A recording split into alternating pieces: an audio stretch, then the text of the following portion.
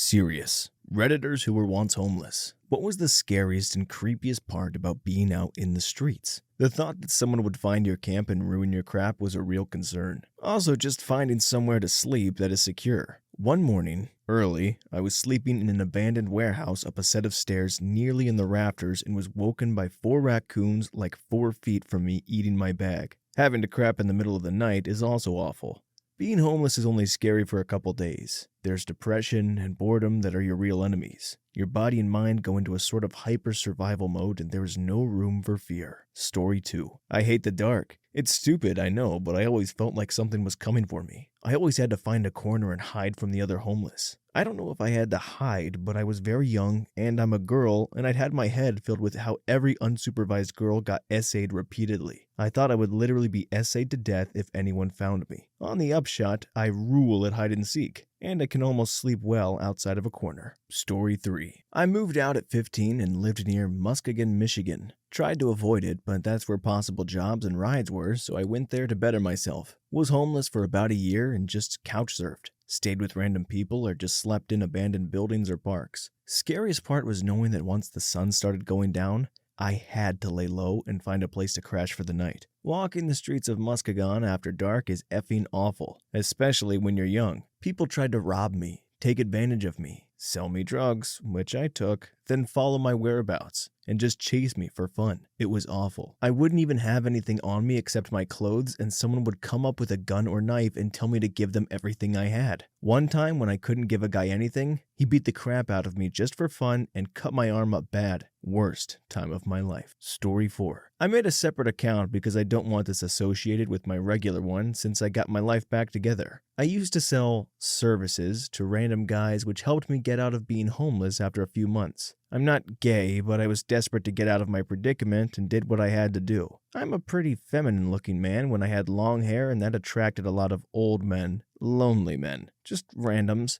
Never really had problems with other homeless people because I stayed in a local city shelter at night and had to leave during daytime. Hanging around convenience stores and parking lots where they have game rooms, slot machine rooms, is where I got most of my clients. Most of them were chill, get what they want and leave. Some were crazy. One guy in particular wanted me to stay at his place overnight and spend the next day with him for $1,000. I decided, cool, and we went to his house. The guy had what I can describe as like a torture dungeon in his garage. He had some type of black filament with egg cartons all over the walls and BDSM type stuff laying around. I decided it wasn't a good idea and said I changed my mind, but he wouldn't let me leave. We were yelling back and forth and he punched me in the collarbone. It didn't hurt, probably because of the adrenaline. I used to do karate as a kid and teenager, so after he hit me, I kicked him as hard as I could in the balls and kneed him in the temple and ran out of the house. I ran from block to block hiding because I was afraid he would try to kidnap me or call the cops. I never saw the guy again, even after going back to the spots I always hang out at. I eventually made enough money to get an apartment and eventually a logistics job for a supply chain. Holy crap. Stay safe out there, guys. Story 5. How little you matter to anyone. There are 2 kinds of people I learned to avoid very quickly. Groups of young men and teenagers and fellow homeless men. If someone's gonna F with you, they'll fall in one of these groups. And people may watch disapprovingly, but they won't do anything to help you. It's less important to most people that you be somewhere safe or with a bit of shelter from the weather than it is that you be where they don't have to see you. Most of your interactions with people such as the police, who in normal life you consider to be concerned primarily with your safety, when you're homeless, are more about making you less inconvenient to others. Story 6. The hopelessness and pressure of knowing the longer you spend homeless, the harder it is to get out of it. At least that's what I got from the people I talked to. I was homeless for a summer, but really I was just a kid having an adventure and I didn't feel good at home. Talking to people whose parents were homeless and had no life skills, or those with addiction who had no support to help them kick it and get back on track, or people who no longer knew how to even begin to find a job scared the crap out of me. I realized that a couple of years of that, and you would have to work super effing hard to get out of it. I was never a super effing hard worker. Story 7. A little while ago, I was mentally ill in a bout of substance abuse, and I ended up on the streets of Brooklyn. The scariest thing to me was how quickly I lost hope and how quickly I became invisible. Suddenly, I could easily see how a perfectly normal person could make one wrong move in life and end up homeless for years, if not decades. Luckily for me, I caught a break. Ended up in a psych ward after a short time homeless and had a few contacts to get me home to New England. Edit. I just remembered this episode and looking back, it was kind of a poignant moment. Dead of night, maybe 2 a.m. on the A train where I shared a car with 6 homeless guys, all passed out, drunk or high, the smell of crap, everything you could imagine that car to be like, and what dawned on me was one of the most glaringly obvious lessons life has ever presented me with, as I realized it wasn't 6 homeless guys and me, it was just 7 homeless guys. Story 8. Spent 2007 to 2012 homeless. Most of that was my teenage years spent with my father, also homeless. The scariest thing is spending the evening in some homeless shelters or out of them in this case. I was in one in Portland, Maine. My dad was assigned a spot to sleep on the floor because they were overcrowded that day. They didn't have a spot for me, so I slept across the street in the garden of the local Catholic church, since the priests don't kick people out. It was a popular place to sleep when the shelter was overbooked. I remember sleeping in the grass near a couple whom I overheard talking about robbing me for well over 20 minutes. I didn't let go of my knife all night. The most surreal moment was a short stint in 2010 when I walked into the 400 square foot studio apartment my dad had finally been able to afford for a short while and asking him, "This is all ours?" We lived like kings that few months. My heart breaks for these people. The only thing that's giving me hope is that it's like written in past tense. They used to be homeless and now things are looking up and they're on their way, but it's still hard to hear how much people suffered. Story 9. My mom kicked me out in January 2016. In the midst of my first year of law school, I was forced to sleep in my car for 5 months. I had no job when she kicked me out because I was a full-time law student, and I was supposed to be able to live off of the tuition refund they give us every year for living expenses, especially since I put down that I was living at home on my FAFSA. I got a day job so I could afford to feed myself and pay my bills, but I started slipping in school. I went from doing amazing to barely understanding any of my course materials. Pretty soon my professors caught on to the fact that I was sleeping in my car, and the dean ultimately asked me to withdraw temporarily until I could stabilize my situation. The scariest part was having to sleep in public parking lots with my car in a dangerous city. My school is in the heart of a city that was once known as one of the most dangerous cities for violent crimes in America, but I always had to try to sleep close by to avoid being late to class. Classes were at like 7 a.m. It was awful. I have heard horror stories from friends. A friend of mine fell asleep in his car after a long night at the library, thinking it would be safer to rest before driving home. He ended up waking up to a guy banging on the window with a gun. He was carjacked and shot in the leg twice. I was always terrified that this would happen to me. There are a ton of other homeless people and drug addicts, psychopaths, etc. just roaming the streets of this city. Once I temporarily withdrew from school to figure things out, I started sleeping in areas that I knew were safer, since I didn't have to commit to making schoolwork while being homeless anymore. Another scary thing about being out in the streets is the police. I was literally pulled from my vehicle, tested for alcohol and drugs, handcuffed and thrown into the back of a patrol car, and had my entire car torn apart with searches 9 times in 5 months just because I was sleeping in my car and the cops had a quota to meet. I refused to have my car searched every time and demanded probable cause. Sometimes the cops were legit like, "It's just kinda weird that you look presentable but you're sleeping in your Dodge Charger claiming to be homeless. Are you under the influence?" Which I understood. Okay, cool. I'll comply to prove my innocence. But then there were a few times where the officers would claim some stupid crap like, "This place, that you know for a fact isn't connected with any break-ins whatsoever, is known for break-ins. The fact that you're out here is suspicious." I was always afraid a cop would abuse his authority and arrest me and take my car, which was also my home at the time. Edit. My mom kicked me out after we argued and I stood up for myself instead of letting her belittle me in front of my siblings. I'm happy to report that everything is wonderful for me now. I'm back in law school and have a great job that pays the bills and works around my school schedule. I currently go half on rent at a beautiful apartment with my boyfriend. As for my mom and I, we are on great terms. I visit her and my siblings frequently and still do stuff with them. I secretly hope she's ashamed of herself for what she did to me, but I'm not holding any grudges. I know it sounds cliche, but this experience has only made me strong AF. So, did the dean kick him out because of his grades and he wasn't doing well? Because it says that he just found out he was sleeping in his car and told him to withdraw. Because that's kind of BS. And hopefully, if you were further along in your law degree that you could have, made a good argument. But still, that's awful and stupid, and it sucks that you had to put up with so much crap just to kind of get back on your feet. But again, glad to hear things are going well. Story 10. Homeless while addicted to amphetamines in the 90s. My mom had to lock me out of the house as I was stealing anything and everything. I was a complete jerk. Anyway, I ended up sleeping in abandoned buildings, bus stops, and drug-dealing crap holes. I saw some crap I don't ever want to see again. Junkies injecting into their neck, people in just the lowest possible conditions of humanity. It was truly hellish. Was once in this drug house and a guy burst in with a stun gun shouting he wanted anyone's money and drugs as he was going to be sent to prison once the police caught him. So he had nothing to lose. The saddest thing was this. The guy who sold the drugs in that house, it was his home. He lived there 24/7. It was bare floors, bare walls, no cooker, no fridge, no electricity or water. It was living in third world conditions. I once witnessed his ex-girlfriend come and drop his kid off with him. As she sat in the lounge waiting for him, he was injecting speed in another room. I think in that period I saw some truly depraved and degenerate things. Been a lot more cynical about people since then. Story 11. When you're sleeping under a fire escape in downtown Chicago with all your possessions next to you in an alley, wasn't really sleep, just a half nightmare of waking up next to a thief or murderer. Edit. Also, as another commentator said, how little you matter.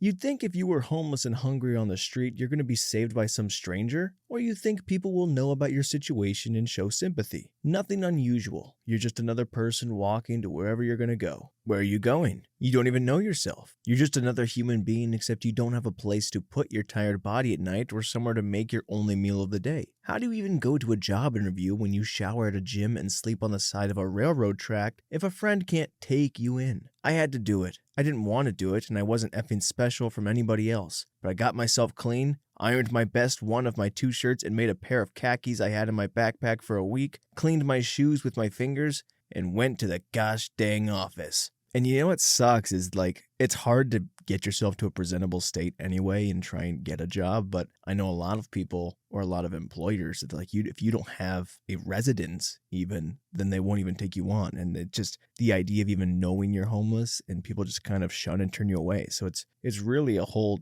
downward trend and spiral, and it's got to be so hard to get out of there. So when you make it out, count your lucky stars. And if you see people that are still in it, help a brother out where you can. Story 12. Was homeless. Squatting in an office building with motion detector lights that turn on at 1 a.m. when no one was supposed to be in the building. Then hearing footsteps go past the room you're crashing in. F that. Also the cold. Not quite scary or creepy per se, but when the heating's off, it's winter, it's Wales, the radiator slowly loses its warmth, you're wearing 3 jumpers and 3 pairs of socks, but the cold buries itself into your chest. It's so cold the bones on the top of your feet hurt like heck, and you don't know if you should be worried about that, and you're scared you won't sleep because the floor's so hard and that you can't stop shivering, but you need to sleep if you want to escape this nightmare existence. Also knowing that the people you never thought you could relate to, but now identify with, are doing worse. In the freezing rain, not with a lot of the knowledge you've sadly now got, unwashed, addicted to some stuff, and dying. Also having to rely on Redditors to donate razors. I pray that I never have to return to that existence, and that no one reading this should ever suffer. Sorry I didn't really answer the question that well. Also, foxes. I love them. But waking up under a shop alcove to what sounds like a dying woman, vixen in heat, is scary AF. Story 13. Maybe this is from a teen's standpoint, but I was so envious of kids my age with their families. You see people Christmas shopping or having a picnic and you just want to be included so bad. I want my parents to drop me off at college or go shopping for clothes together. You are still very much a child in your head and long for things from your youth. But there is a paradox, because you have to make some very fast adult decisions. I would see a daughter dressed to the nines for a night out with her family and want to be in her place more than anything in the world. Story 14. When I was 12 to 13, I used to have to avoid home due to a parent misusing some substances and the people that it and they brought by. So I used to sleep in our childhood tree fort the first few times, up into the woods about a half mile off the road and up a hill. It was a good vantage point in case I heard anything. One night I woke up and looked out to just see a guy staring up at the fort, and I froze and held the gaze and slowly laid down onto my back. I heard him walk closer and just thought to yell, "Dad, wake up, someone's coming!" He darted off into the woods, but had I not thought to say that, who knows? My dad lived 2 states away, and the only bluff I knew to yell. From that point on, I found a friend's attic loft and told them my life situation, so he let me stay there at times. Being snuck into a warm place to sleep out of the snow at times is a magical, warming level of love. Glad I had that friend. Story 15. I was homeless, short term, about 2 months, and was fortunate enough to have a vehicle and a minimum wage job, so my experience wasn't nearly as bad as some. The scariest part for me was being an 18-year-old who didn't know her way around too well and trying to find a semi-safe place to park for the night. I'd wake up every few hours to go move my car to another place to try to avoid suspicious vehicle reports. The scariest moment was about 2 a.m. in a Lowe's parking lot. I woke up to someone parked in front of me with their brights shining right into my windshield. I didn't know what to do, so I just huddled further down and pulled a blanket over my head and hoped for the best. Thankfully, nothing came of it. Since then, I've realized that a lot of the places I stayed were in really bad areas. I'm extremely lucky nothing happened to me. I say next to that, the scariest part was trying to stay clean enough to work and go to school. I was always fearful someone would come into one of the public restrooms while I was washing my hair in the sink. It happened once. I was cornered by a couple of women who came in and wanted to know why I was washing my hair, if I was alone, etc. I had to literally duck between them to get out, run like mad with my head full of hand soap.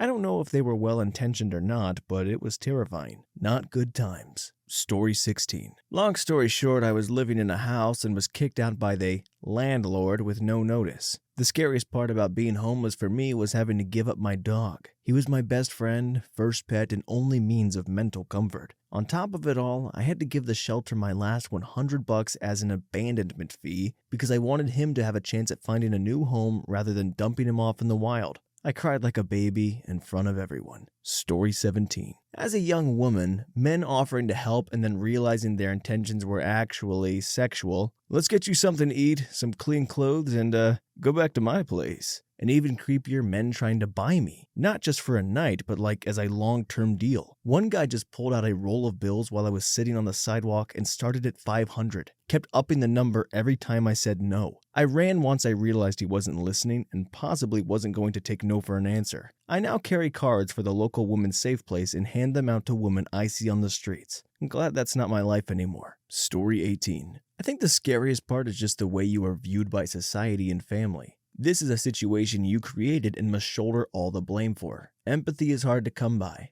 I was kicked out of my house for being gay when I was 16 and got a special legal emancipation. I initially shared a 2-bedroom apartment with 9 other people. The girl who lived there let the lease expire and everyone got kicked out. This was right when rave and club culture was hitting critical mass, so I managed to PLUR my way into lots of sofa hopping. Worst case scenario, I would stay up all night and just sleep on the beach during the day. Eventually, I squatted with 2 other people out of 1 room and 1 bathroom in an abandoned and dilapidated house. We managed to get utilities turned on, even cable, and that worked out for about 5 months. We came home one day to cop cars and all our stuff out on the street. There were drugs in the house, but the cops didn't arrest anyone and let us call people to help us move our stuff. Shortly after, I met someone and moved in with them, and that finally ended about 2 years of unstable housing/homelessness. Story 19. The scariest part was after paying into the system for well over 16 years, I was suddenly disabled. It takes 2 years/a rejection and an appeal to receive disability. The waiting list for housing assistance is up to 2 years, and shelters only let you stay for a max of 2 weeks. So me and my 2-year-old daughter were in a shelter about to get kicked out on our butt, when luckily my parents let us move into an old house on their property, which would have been condemned if it had been inspected, but still better than nothing. This probably wasn't the type of story you were looking for, but it's pretty effing scary how non-existent the social safety net is in the US, and people just want to keep whittling away at it. You never think something like this will happen to you until it does. Story 20. Crows at night make the same noise as the predator stalking its prey in the movie. That crackly sound? You can't sleep for too long for a number of reasons. 1. If it's on the concrete and you stay still too long, you get bruises. 2. Longer time asleep equals more risk of someone finding you who isn't going to be nice. 3. Risk of hypothermia if you stay too cold too long. Health is constantly being taxed. Infection is a much bigger risk. Infection will F you up. Usually, if someone wants to kill or kidnap you, you won't be in a position for people to know about it. A scary thought is that you could disappear and die before anyone even knows you were in trouble. Though that can certainly happen in all walks of life and scenarios though. Story 21. Lived in a car from January. May one year in a city in Canada, it was extremely cold, so I had to keep my car running as much as I could to afford during the nights. I had a crippling addiction to alcohol and any drugs I could get my hands on. All of my days started at 4 a.m. I would make the rounds to a half dozen bars who I knew kept their daily empty cans and bottles stashed in unsecured sheds and take not so many that it seemed obvious, but enough that I would have enough to refund for $20. 8 a.m. The bottle depot would open. I would refund what I stole and put $15 of gas into my car, and whatever was left I would use to buy breakfast at McDonald's. 10 a.m. Target would open. At the time, they were liquidating all of their stores in Canada and at least 2 stores in the city. They had no security on duty. In the electronics section, most of their specialty stuff was just sitting on shelves and not in a case. I would frequently steal 2 to 3 Garmin fitness trackers or Fitbits by putting them, loosening my belt, finding a quiet area in the store/linen section outside of camera view and shove them down the front of my pants. I'd then go to the washroom and remove the magnetic security strip, then beeline it to the door. 11 a.m. I would head to the local library and put an ad on Kijiji and would usually be able to sell 1 to 2 of them for $100 each, like half the sticker price. Rinse and repeat as often as needed for months. Depending on how many I sold, I would spend all my money on food and alcohol. If I was running low on gas and didn't want to cut into my booze money, I would drive around to some nicer areas where people who owned work trucks would often have a spare gas can poorly secured on the back of their trucks. I've also broken into cars and garages to steal gas and money, and have shoplifted more sandwiches from the Safeway deli, more alcohol from random liquor stores, and way more dang fitness trackers from Target than I would ever admit to. I hated active addiction, and I hated living in a car. While I hated only showering a couple times per week, hated being cold, was afraid of security and violent homeless people, the scariest part was waking up one morning and realizing what I had done, then calling my parents and asking for help. Turns out there had been a missing persons report filed after a week of me falling off the map. Go figure. I think that's the hardest part about, one, being homeless in general, but then having the addictions on top of that. Like, this person was just kind of, hustling all the bottles and the stealing and the, making away, but most of that money was going elsewhere that wasn't really supplying a good need. I'm sure they'd like to save up and be better with the, illegal money they may or may not be making, but you can't do that because you're so, stuck in this rut, and it's so hard to dig yourself out. Story 22. No real safe place. When you have no home, you have nowhere to hide or run to when you're in trouble. I lived in a mix of cars, a van, and on the streets themselves for around a year in my teens. One night when I was sleeping in the back of my van, which had a broken door so it couldn't lock, one of the other street workers ripped open my door and started threatening me and demanding I give her the money I'd made that night. I said I hadn't worked that night, so I had no money. I can't remember if this was a lie or not. And that got her to go away long enough for me to leave my van unnoticed. But then there was nowhere to go. It was the middle of the night. There was someone who wanted to beat me up. She'd already given me a smack and taken money off me before, because I'm not a fighter at all, and she was much bigger and tougher, and robbed me, and there was no one who cared or could help. It's a pretty tough thing to deal with. You really feel alone, completely separate from society, like you're not on the same level as other people. I eventually ended up finding a 24-hour internet cafe, and the workers let me hang out there all night. And the next day, I still had to go back to my van. Story 23. I was only homeless for a short stint, but hands down the hardest thing was the constant fear my dog would get taken from me or that he would be hurt. I have a small white dog who weighs a little under 10 pounds, and I was always terrified someone would try to take him, either homeless people or people who thought they deserved him more than my homeless self. Thankfully, I had a crappy car at the time, so I had a place to sleep. At night, I'd do my best to park at 24-hour gyms or with a for sale sign in the windshield because I was less likely to be asked to move along that way. I was working part-time and my friend worked with animals, so quite often she would bring my dog to work with her since it was allowed. Other days I spent what little money I had on doggy daycare Groupons. We made it through and my dog is still mine. As soon as I had money in the bank, I took him to a vet and got him all taken care of, and I am typing this from my very own bed with him next to me. Story 24. One that comes to mind is the pain of carrying your life with you everywhere you go.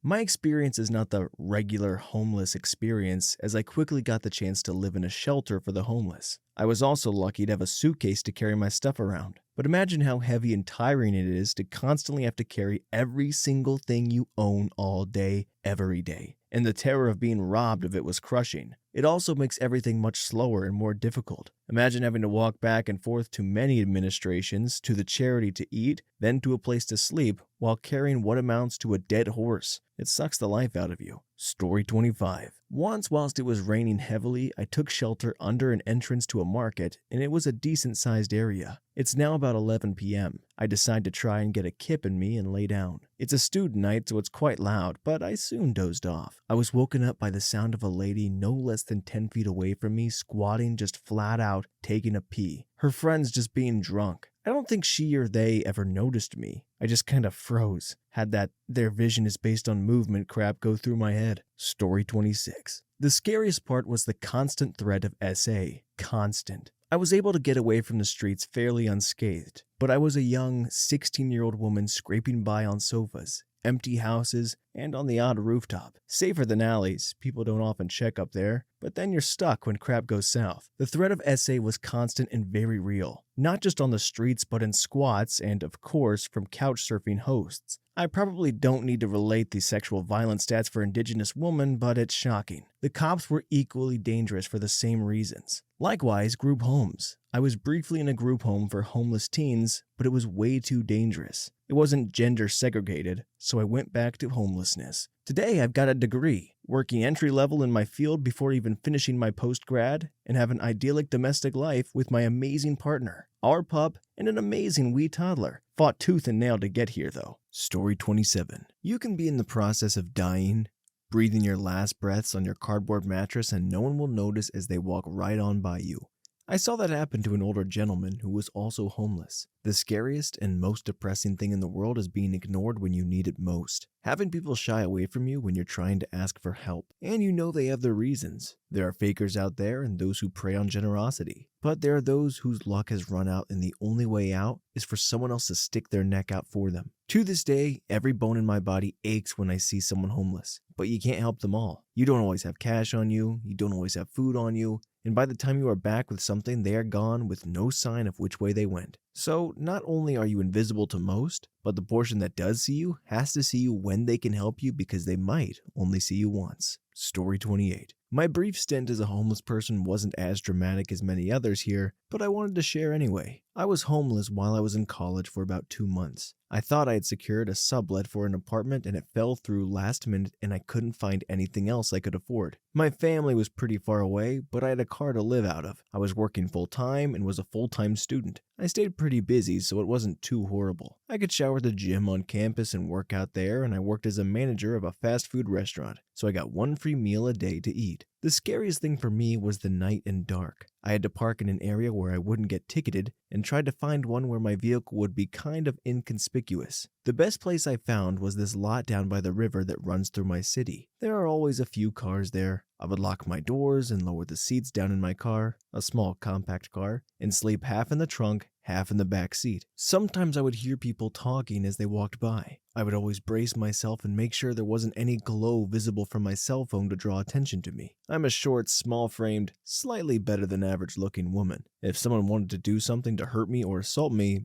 they probably could have. Story 29. The time when a guy offered me $100 to help him out with some chores. I was sitting outside a local food shelf and he wanted me to get in his car. I politely declined. He followed me for 4 blocks yelling obscenities out of his window, saying I was an idiot for not taking the money. The scary part is that it was 3 p.m. on the main street and not one person intervened or would even look in our direction. I was 20, he was maybe 50. Finding an old friend of my brother who was also homeless. He had a good dry spot under the bridge and a dog, and I was exhausted from half sleeping alone in doorways. It seemed safe. He seemed to understand, but he tried to assault me in the middle of the night. I ran off and then walked around until it was light. I was so tired I was seeing spots. Finally crashed on the beach around 7 a.m. By the way, if you add powdered milk to the free shelter coffee, it turns gray. Story 30. My mom's always had a ton of health issues that cause her to not be able to work. And because of that, we basically had no money and got kicked out of our apartment. Ended up living with her boyfriend. One day I just came home from school. 3rd grade, it wasn't like I was a teenager. And all of our things were packed up and we had to leave with no warning at all. I was just a kid, so I had no effing idea what was going on.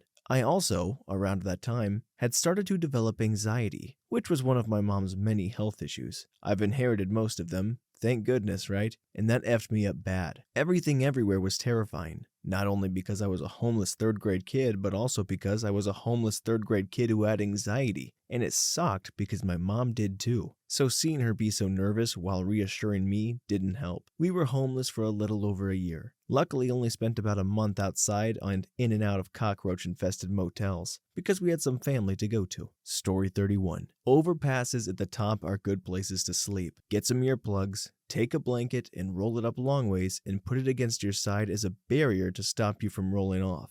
When I was homeless, there was one in between the job I had and the truck stop. Truckers get free showers with fuel ups, and I'd tell them, I'm not asking for money. I just got this job, I'm stuck on the street, I need a shower for work so I can get off the street. If you have an extra shower credit, it would really help me out because I can't afford to pay for it and I can't lose this job. They will generally help out. +1 for the trucker community. That's awesome. Story 32. I was homeless for a little bit when I was about 15 to 16 years old. My father had just passed away and my mother wasn't exactly the greatest person in the world. Since she told the court she didn't want me, they sent me to the children's home, which was supposed to be a form of punishment for most, but since I had been in juvenile jail for 90 days, they couldn't hold me there any longer. So the children's home is where I went to. Upon arrival at the children's home, I was given a pamphlet with the rules. They put me at a desk in the hallway and was asked to write the rules 100 times each. There were about 25 rules in the book. I thought this was just the initial phase for anyone being brought in, and that the next day I would be allowed to join the others in the rec room. Nope. Found out that they have levels, and no matter who you are, you start at level 0. This basically means that the hallway is your entire life until the people running the facility decided you were okay to move to level 1, which allows you to freely use the restrooms and sit in a different room in a more comfortable chair, and you didn't have to write any more sentences. Well, I got tired of this crap really fast. Felt as if I was being punished for my father passing away. So first opportunity I got, I ran away from this place. Tried going to my mom's house, but she just called the police. Tried contacting other family members and pleading with them to help me out, but all of them pretty much said no. This all happened in Ohio during the peak of winter. Without anywhere to go, I started looking around my area for a place to rest my neck. Found an abandoned factory that had a couple couches laid upside down against the back wall, so I pushed them together and tossed a tarp over the entire thing. This place was pretty much my home for about 2 weeks. I would wake up just about every 5 minutes shivering. After about 2 weeks, I got caught by my newly appointed probation officer while I was riding a friend's bicycle around town. They put me back in juvenile for about a week, then released me back to the children's home again. The next day when I woke up at the children's home, I got up and took a pee. Then my PO came into the room and told me to get ready to go take a pee test done at the labs. We got to the labs, but I didn't have to pee since I had just gone. So then my PO starts forcing me to down a bunch of water. I had to have drank about half of one of those upside down jugs. I started feeling really sick and the PO just kept making me drink more and more water. I finally had to pee and took the test for the PO. It came back pretty quick as negative for drugs. So she brought me back to the children's home. I immediately said, F this crap, and ran away again. After running away, I got back to my little camping spot again and started throwing up tons of water. Seemed as though I threw up about 3 times more than I drank. Story 33. Night and other people. As a woman, you grew up being told how helpless you are. Those fears don't go away when you get tossed out on your butt. I went from California to Florida, hitching rides where I could because I was too headstrong to admit to my family that I needed help. I'm amazed I'm not dead. Granted, I've tried to self-unalive twice in my life and failed both times. Evidently, I must have something important to do before I can die. Story 34. Honestly, security is the biggest thing. If I could offer one life hack for any homeless, it's making a universal door lock. I absolutely hated being in sketchy places, and every once in a while you find a shelter with a door, but no lock. Eventually, after posting on Craigslist, homeless, just looking for a shower, can pay. After 8 months of doing this, I eventually got an email from someone. They offered to let me house sit their extra house for them if I did all the upkeep on the house and yard. Initiative. Don't be afraid to ask. Most homeless aren't a lost cause. If you present yourself as still having fight in you, others will see that and be more willing to help you. I know this doesn't answer the question entirely, but I thought it important for anyone currently homeless here. Story 35. Without saying too much, I was kicked out of my parents' house at 18 and started up a heavy addiction. Not anything super. I managed to supply my addiction by becoming friends with drug dealers, finding them sales, and just kind of riding along with them as a form of shelter. Slept in their cars, got my food paid for by them. Never had to worry about crap except my next pack of cigs. The scariest part was that when I eventually did get a job and my own car to live out of, pre-owned 90s car, I spent all my money on drugs and none on getting out of my crap hole.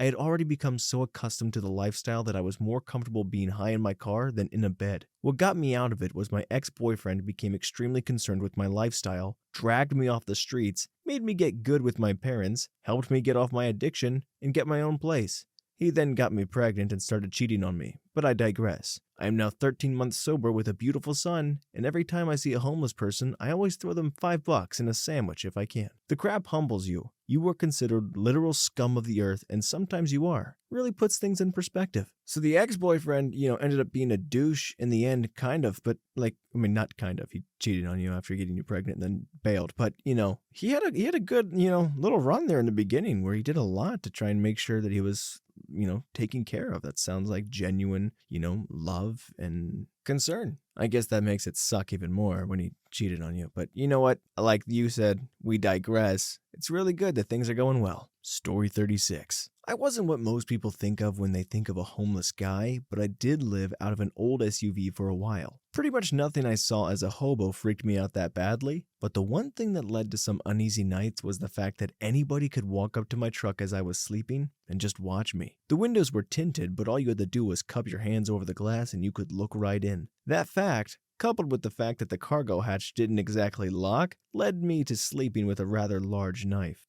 I just thought of one actually legitimately scary thing. The cops. I found OK police to be the worst, but I ran into butthole cops in small towns everywhere I visited. I'd be treated like a violent criminal, shouted at, told I couldn't be in their town, followed out of town, etc. The upside to being hassled by the police as a vagrant? You don't have to give an F. I'm white, this obviously wouldn't be safe otherwise, but I could say essentially whatever the heck I wanted to the police. Worst that could happen is a wait with some bracelets on. But yeah, the threat of police is very real, and almost constant when you're homeless. Story 37. I still had my car, my clothes, and had nowhere to go. However, an apartment complex that I used to live in, which is gated, I would go there at night and park my car in the back of the property where there was a pool, shower, etc. So I could clean myself and then I would sleep in my car there. What freaked me out was one morning I woke up and there was a cup of coffee sitting on my dashboard. A very nice gesture from someone who obviously knew I wasn't doing well. But the fact that I actually left my car unlocked totally freaked me out. Also, female here, so that was scary. I saved the coffee, but I hauled out of there and never went back. Story 38. When I was really little, like a year old, my family was homeless. We lived in a tent in a KOA, while my dad worked night shifts at a Chevron and went to college classes in the day. My mom was learning to be a cosmetologist, but having a 1-year-old was super draining and she barely made it. After living in a tent for a while, some family friends were going to go on an extended vacation to Europe and offered their home to my family to use while they were gone. A few weeks after we moved into their home, my parents woke up to a frantic knocking at the door. Unsure of what to do, since it was a borrowed home, my parents let the knocking go for a bit, but then decided to investigate once it abruptly stopped. When my dad opened the door, he discovered the porch and lawn were filled with groceries, diapers, baby food, and other necessary items. My parents just broke down crying from the generosity that someone or some group had shown. My dad is now a lieutenant colonel in the U.S. Air Force, and my mom runs her own business selling homemade artisan soaps. I'm about to graduate college with 2 degrees. Each of the kids, 3 sisters and myself, tried to give back by traveling somewhere outside the country the summer before our last year of high school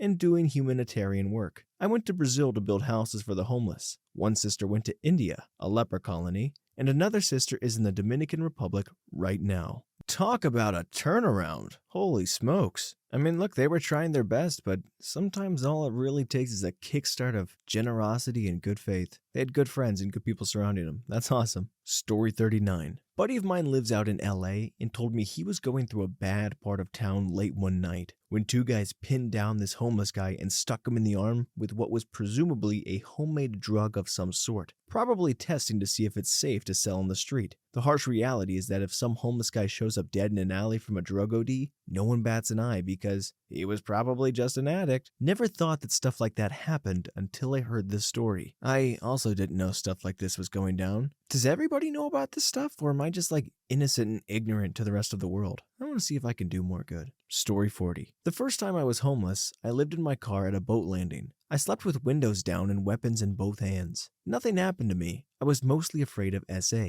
I was also pregnant during most of this. You learn to look on the bright side. The cold I was subjected to curbed my nausea. The town this happened in just opened a warming center this year. It's only seasonal, and they were shocked by how many homeless they got. I rolled my eyes because I know a side to this town you can't find without constantly tasting pain. The second time I was homeless, I was by myself at a Salvation Army. The staff liked me because I wasn't a drug user, didn't start drama, and would help clean because it was a self-soothing trick I used. This time I was more afraid of the other homeless. I didn't know what to expect, but I just wanted to get the heck out. The third time I was homeless, I was back at the Salvation Army. I got a job and got on my feet with some help from different programs and services. I was most afraid of myself. I was on no hard drugs, but I was experiencing what's known as derealization and depersonalization. I lost my job and wound up seeking mental health treatment, but also doggedly looking for a job. I got hired and dropped my mental health services. I'm an idiot. It took me months to get into therapy, even longer to start to behave better because I was thinking better. The growth I somehow found with the latest attempt at pulling myself up by my bootstraps is bizarre. Long story short, I'm recurrently homeless because I'm mentally ill. Not all homeless are drug-addicted bums. Not all want to live that way. Story 41. I was homeless but have never been out in the streets. I was homeless when I was 13. My stepdad threatened to kill my mom and we left that night taking what we could fit in her Chevy. We drove to a town where we didn't know anyone, so he couldn't find us. The scariest part was I didn't know where we were going, where we would end up, and what would happen. When we arrived, we found the police station and the cops on duty called up a DV shelter and escorted us there. Story 42. Was homeless at 18.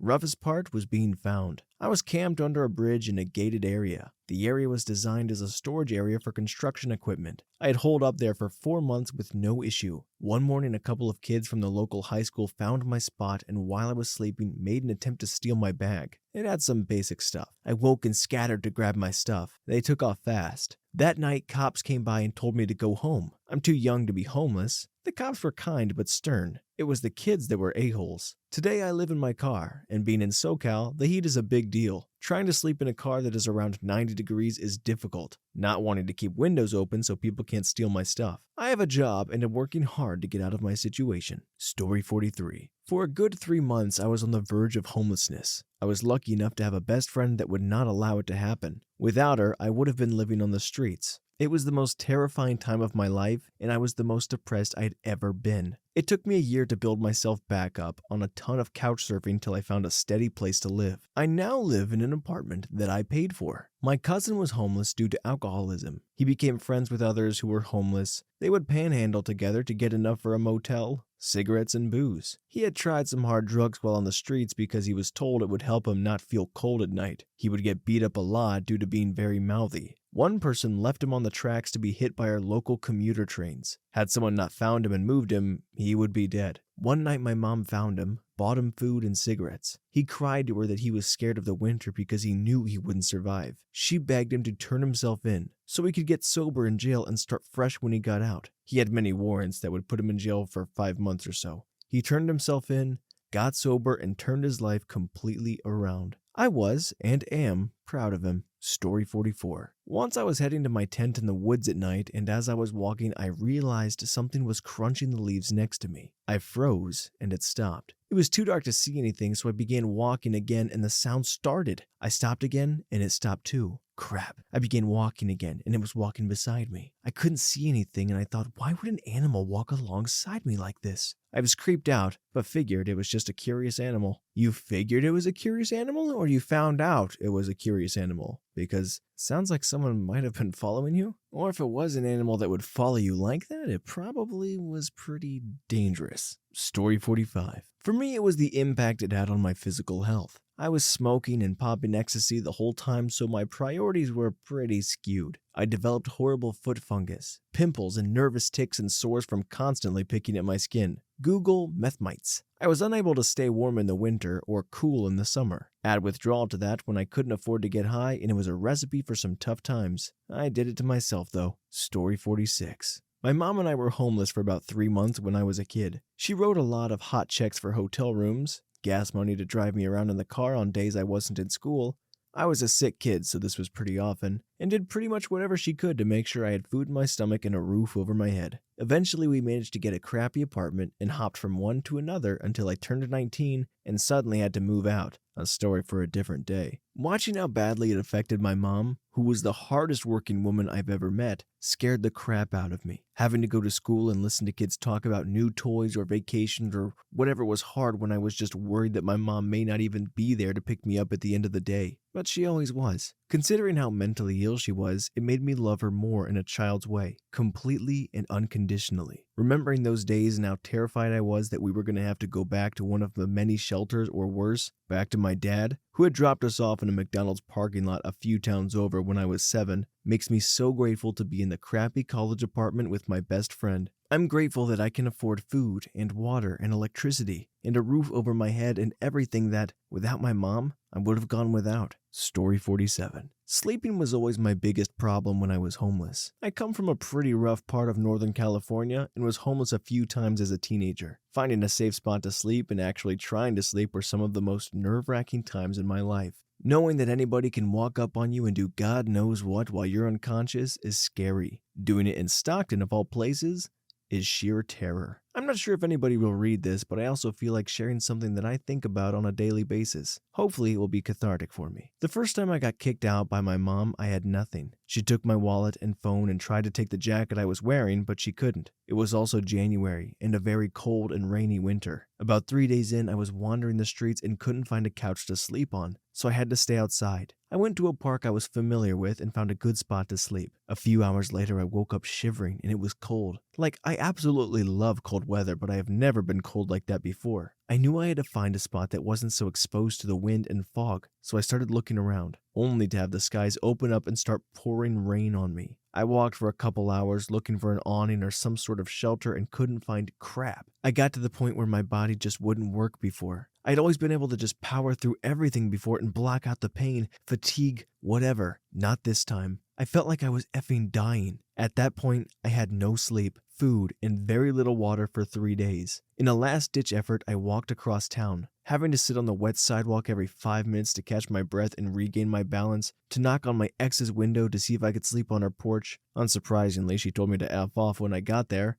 but I had nothing left in me, so I laid down in a nearby bush, unsure if I was going to make it through the night. The bush was at least comfortable, and I managed to sleep for a few hours that night. I woke up to one of her neighbors leaving for work and was surprised to actually feel warm. Almost hot, actually. I got up very slowly because all the muscles in my legs were cramping and walked back across town to the library. My hands and face and feet were all super numb, and while I could move my hands, I didn't have the ability to hold on to anything. I bummed a cigarette from someone and had to ask them to light it for me, because I couldn't work my lighter. It was wet and wouldn't spark anyway. I ended up at the library and finally got to warm up there, but had to walk with puddles in my shoes for 4 days after that night, which made my feet look like they were rotting. So after all that, I met this dude that said he was fresh out of prison and homeless, but he felt for me and said he'd look out for me while I was on the streets. We did some things I'm not proud of, get your mind out of the gutter, and I thought I could trust him. After some time together, maybe a week or so, we were on our way to his friend's place. I can't remember what for, doesn't matter though. We were in this apartment complex and it felt like one of those movies where the white dude goes into the black projects and people go silent and start staring and making gestures to each other, knowing some crap is about to go down. The dude I'm with starts moving faster and faster and making quick turns almost like he's trying to lose me. I keep following him like a stupid puppy. He turns down a dead-end hallway, and as I'm about halfway down the hall, 4 guys step out of an apartment behind me, cutting off my escape route. A couple were holding bats, one guy a big chain with a padlock, and one with a fixed blade knife. They start asking me where I'm from, who I roll with, all that crap. I tell them straight up I'm just some dumb white kid that's in the wrong neighborhood, apologize, and ask to leave. Dude with the knife starts rubbing his crotch and tells me to take my pants off. I put my hands up and thinking, this is it. This is how I'm going to effing die. Fighting for my life and trying to keep 5 people off my body. Dude with the crowbar steps up and starts swinging for the fences. I take a few blows to my arms. Definitely felt my bone break on one of them. Right as I try swinging with my good arm, I hear a loud noise and everything goes black. I have no idea what happened after that. I have no idea if I was S8 or not, and I have no idea how long I was on the ground unconscious. When I woke up, I couldn't use my left hand and my arm was a little floppy, so I knew that was broken. And I knew my jaw was effed up, and I figured that's what knocked me out.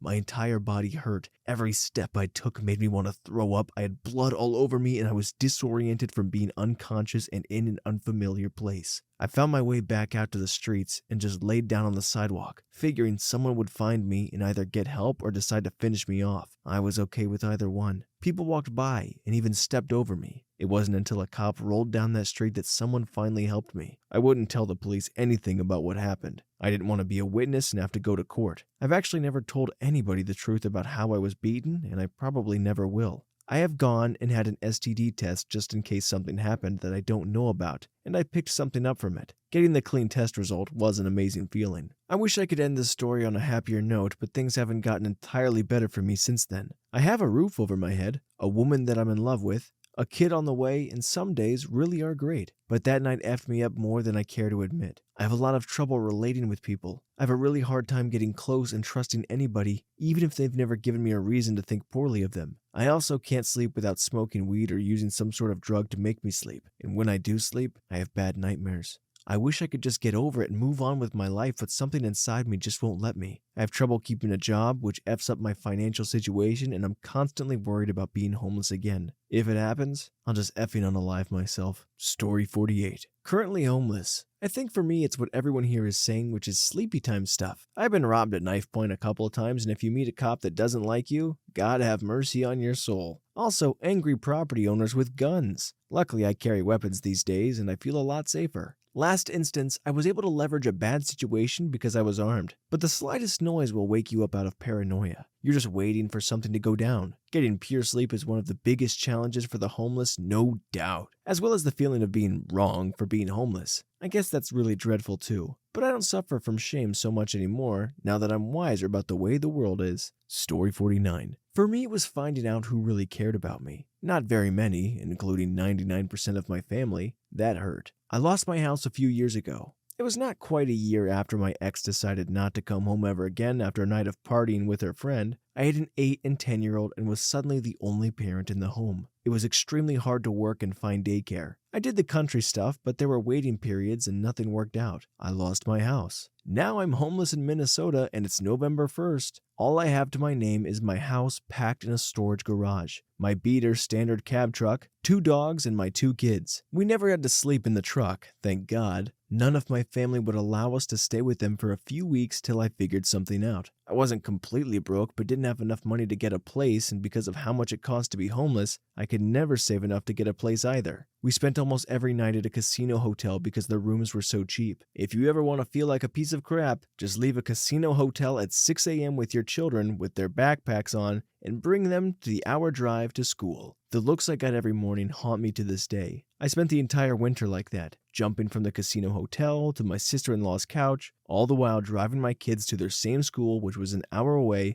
just to keep some kind of normalcy in their lives. Finally, in March, after I got my tax return, I got us a place, and we have been fine since. But I will never forget how large my family is, but how little family I actually have. Story 50. It was so hard to find a decent place to sleep sometimes. You stop caring about cleanliness because you were so incredibly tired. My friend and I finally found a secluded spot, but there were rats. We decided we could deal with that. So much theft. You start to question everyone's motives, even those honestly trying to help you. From a female standpoint, I hitchhiked a lot. I always felt like I was playing Russian roulette because I never knew who was going to stop. I was fortunate. Scariest thing and also the saddest is the huge amount of mentally ill people that have fallen through the cracks and were out there. Sometimes they would get violent, and at times that violence was unpredictable. Maybe most shocking is how many weird deaths and murders happen to people you know, and most of them are very young. You become so desensitized it almost seems like a nightmare, and that those people only come up in very weird, sad memories. Story 51. I was lucky enough to be able to couch surf for most of the time I was homeless. I'd moved across the country for a boy, gotten engaged, realized he was an abusive man, and broke it off. I was 19 or 20, living in a state halfway across the country from my family, in a city where I knew absolutely nobody. I had somehow managed to get a job at Target even though I didn't have an address, but I only managed to go to orientation. I never made it to my first day of work since I ended up having to move around constantly. That meant no income and no money in the bank. There weren't any homeless shelters in this town. Sometimes the churches would open their doors to the homeless, but not regularly. This was a small town in Texas. I slept in a grove of trees in a prairie dog reserve for a bit, then in another hidden area of a public park, and then in a public bathroom.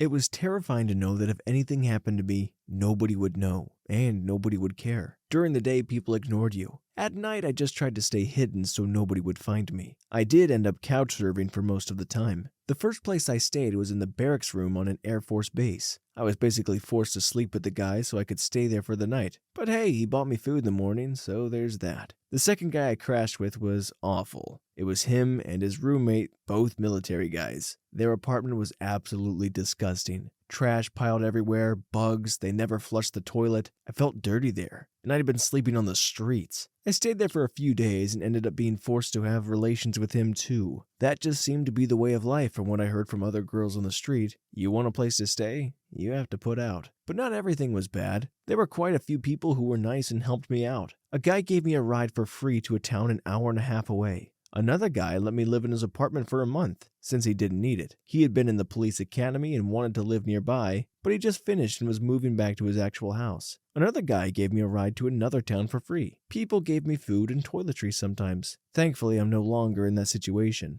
I'm financially stable, I own a house, and I'm in a good place mentally. It's scary being on the streets with no money, no food, no car, no real safe place. I never want to end up in that kind of situation again. Story 52. Was homeless for a few months, but it was during decent weather. Since I had rented a small storage unit behind a 24-hour truck stop, parking out of sight was easy. Vice grips secured the storage unit door from the inside. Since it had an external light that powered up when dark, I tapped it to run a small monitor VCR combo, quiet enough to easily hear a patrolling cop and go silent. Finally, got above the shame and stayed with friends till steady work permitted an apartment. However, that's likely 25 years past. Paid my home off 2 years ago. Life will improve with sincere effort. Story 53. I don't remember ever fearing for my safety, and unlike a few of the comments I have read so far, I didn't care about what I had enough to be bothered if it was taken or destroyed. There were a few things I always had on my mind. Where was my next meal coming from, and figuring out how to end my situation.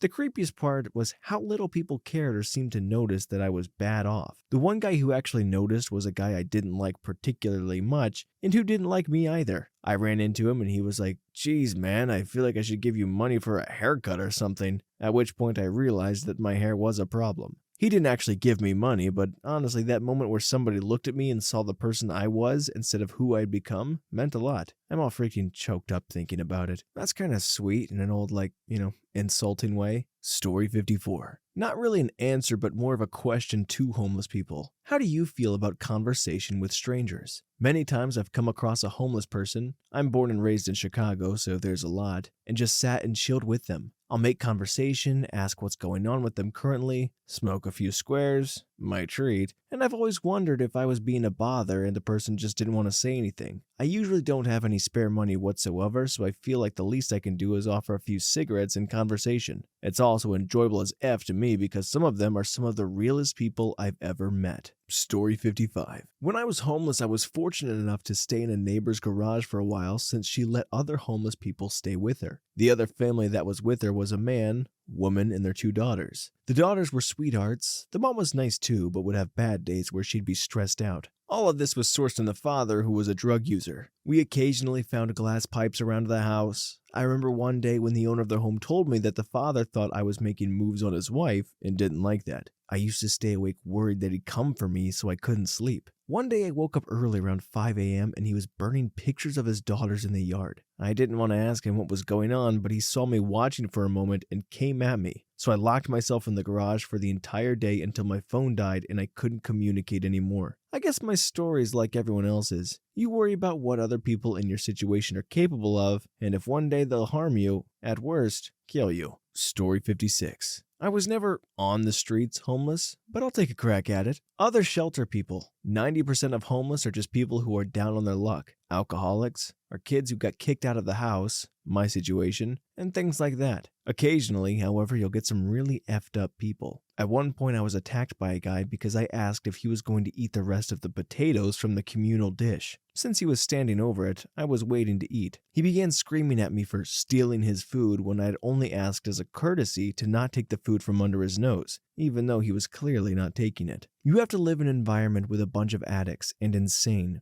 I don't claim to be an angel, but it's pretty scary to be sleeping in rooms with these people. Story 57. The scariest part of my several homeless episodes was the couple times I spent in the overflow yard of the Cass in Phoenix. It's basically a chain-linked fence lot outside the indoor bunkhouse. There was a fight or two at 0 o'clock in the morning. Had my backpack I used as a pillow yanked from under my head, and I woke up one time with a fully loaded used condom 2 inches from my face one morning. The creepiest part of being homeless was the nice people that woke me up from my nap in the park to give me toiletries along with an invitation to a nearby church for a hot meal and some crappy music and religion. It was creepy because it felt so desperate and inauthentic despite the best of intentions. There was a very heavy us and them vibe that made me feel filthy and ashamed of my temporary situation. I mean, yes, I was grateful, but it felt very empty and I felt like I was being used to make the church people feel better about themselves, when in reality they only gave me an extension of my miserable situation. I actually got my life together for a while a few times by checking into halfway houses, by exaggerating my drug and alcohol problems. They provided a clean, safe, supportive environment and required at least a 90-day commitment. I'm now renting a house and living with my 7-year-old son and working at a fulfilling job I got while living at a TLC in Glendale, Arizona. My point is that I found the emergency shelters and church meals to be more detrimental than helpful, and ultimately creepy because of the lack of real help they provide in trade for the warm and runny feelings the people acted like they got from it. Story 58. I decided to break up with my girlfriend in '05 to date this girl that I had way more in common with. I was renting a room in my soon-to-be ex's sister's house. I had just paid rent, but you can guess, I got kicked out. I caught a ride to the nearest Waffle House and drank coffee all night. 89 cents.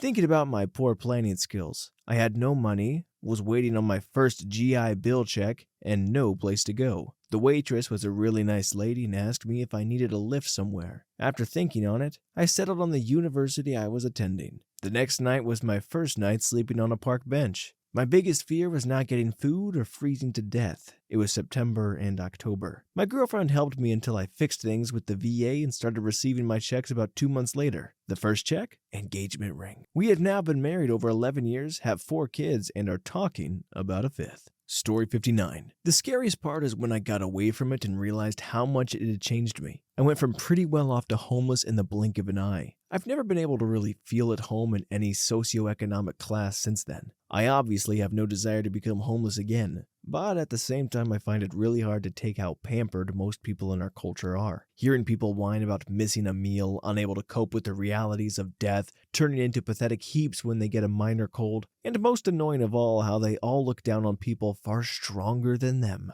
I mean, the fact that one of the biggest health issues in the US right now is coming from people who can't even muster the willpower to stop eating themselves into illness is just gross beyond words. Putting down a bag of Cheetos is the biggest hardship most people in our culture will ever face, and they're not even up to it. Story 60. Cool, a question that I can answer. I lived in a storage unit for 2 months a couple of months ago because I was homeless. I know sleeping in a unit is not allowed, so I had to wait until late at night to sneak in and try to be as quiet as possible. I was always afraid of being caught. The outside of my unit didn't have a lock on it when I was inside, obviously, so I was worried about someone opening it up and trying to steal my stuff and discover me or the owner seeing a unit without a lock on it. I slept on cement, so I was always in pain. It was cold, so the cement was freezing. A Redditor told me about sleeping on cardboard, and that was a life changer. Anyway, there was always bugs crawling on me and animals walking past. Kind of a country area. This was also around the time where that guy in Ohio shot a random guy on camera over his wife, Joy Lane, so that really freaked me out. I had to leave at around 6 a.m. to not get caught as well. I really got sad when I started getting used to sleeping there and had a routine. I was an autopilot just trying to survive from a crappy situation. Luckily, someone on r/borrow helped me out by giving me a deposit for my current apartment. I've been homeless a lot in my life, from 18 to now. I'm 27.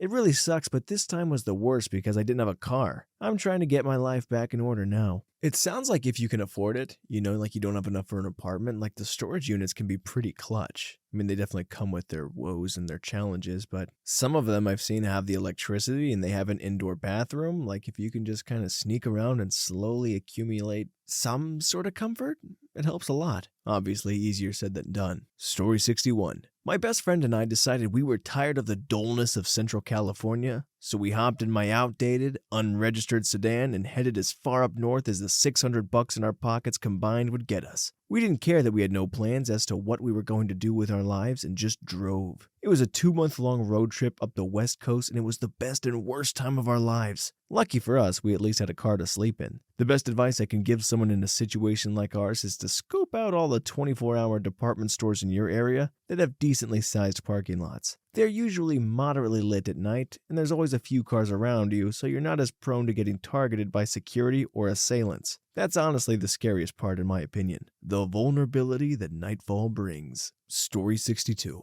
I was homeless for about 6 months, but I was swanky homeless. Lived in my car instead of on the streets, and when it warmed up, I spent nights in the state forest with a campfire and a hammock. It was pretty chill, except one night when I got a visitor at camp. I was taking some non-prescription sleeping pills at night, so I was super drowsy. Could barely move, almost like sleep paralysis. I heard the most god-awful squabbling, hacking, whooping, flapping noise come from behind me out in the woods, and it was moving really fast in my direction. My fire was dying, and I was all but physically unable to turn my head to see what the heck it was. I finally wiggled enough to fall out of my hammock and grab my knife out of my boot and prepare for an assault by a demon or something. Into my camp swooped the ugliest little effing owl I had ever seen. It wasn't a friendly hoot hoot. That effing thing sounded like death on a galloping nightmare. I mumbled, "F you," and climbed back into my hammock. Man, that does sound pretty swanky.